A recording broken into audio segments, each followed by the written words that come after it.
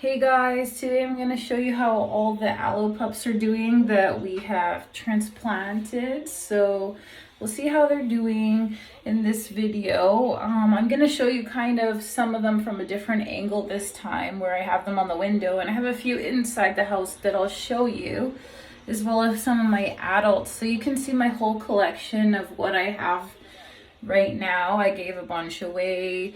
Last year I used to have a lot more, but I'll show you what I have today and what we've accomplished in the last month in the way of moving them to different pots, because there was lots of babies. I think I showed quite a few videos of.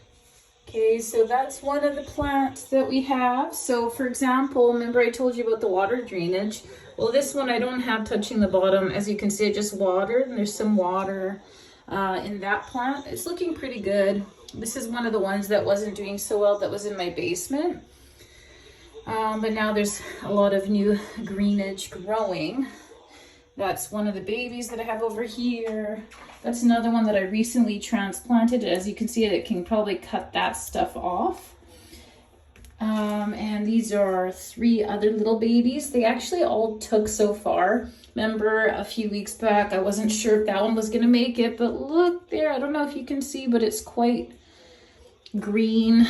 Yeah, so maybe I'll put it in the light actually, so you can actually see that there's greenage. It's alive, didn't die.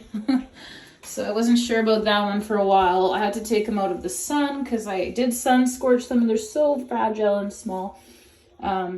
That's the first time I've ever transplanted something so small. So yeah, they're gonna probably make it as long as I do a good job.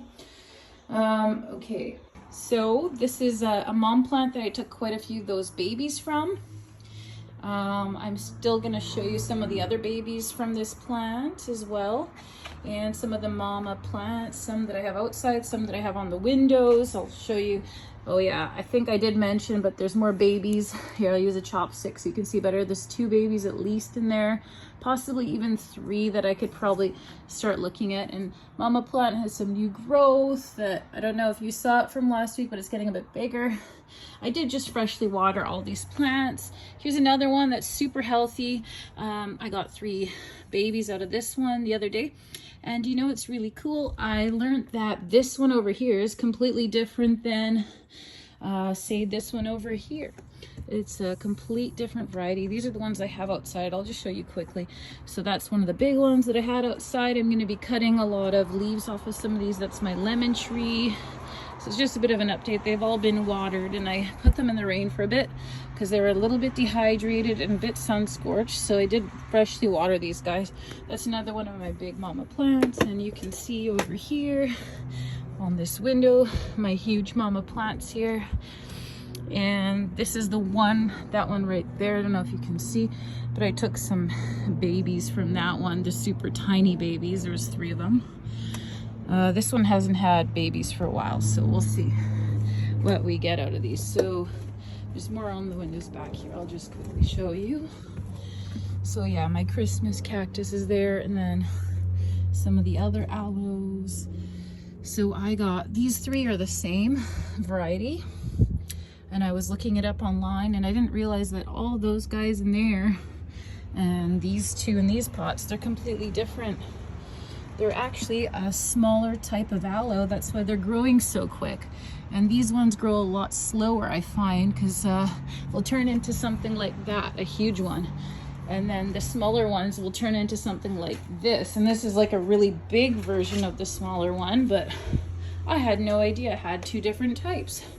So the difference is, they say that this sort of type of aloe, it's not really for eating, it's more for cuts and burns. And then the big ones that I showed you can be for eating. So isn't that quite interesting? So like this one,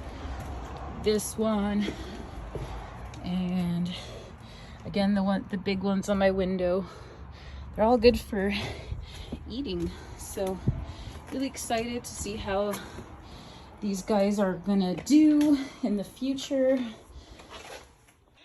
Yeah, so super excited on all the success of my plants.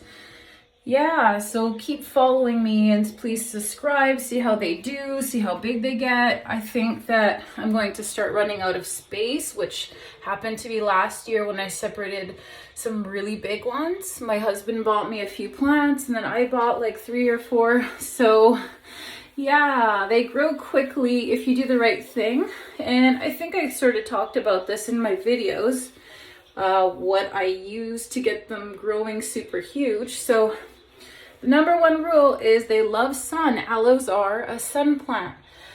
And the number 2 rule I use is they need drainage and they cannot be overwatered. So I use sand as a great base for soil, as well as they need a lot of nutrition and minerals, or else your aloe will have very stunted growth if it's not in sun and doesn't have a lot of minerals. Sand has lots of minerals in it, and the great thing is the shells in the sand. It has a lot of different vitamins too, so I find that helps, as well as I compost.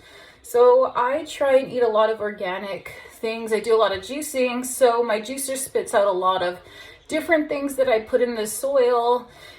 Sometimes I get some flies, which isn't so great. So what I do sometimes, if I don't want the flies, I'll put it all on the bottom of the pot before I transplant.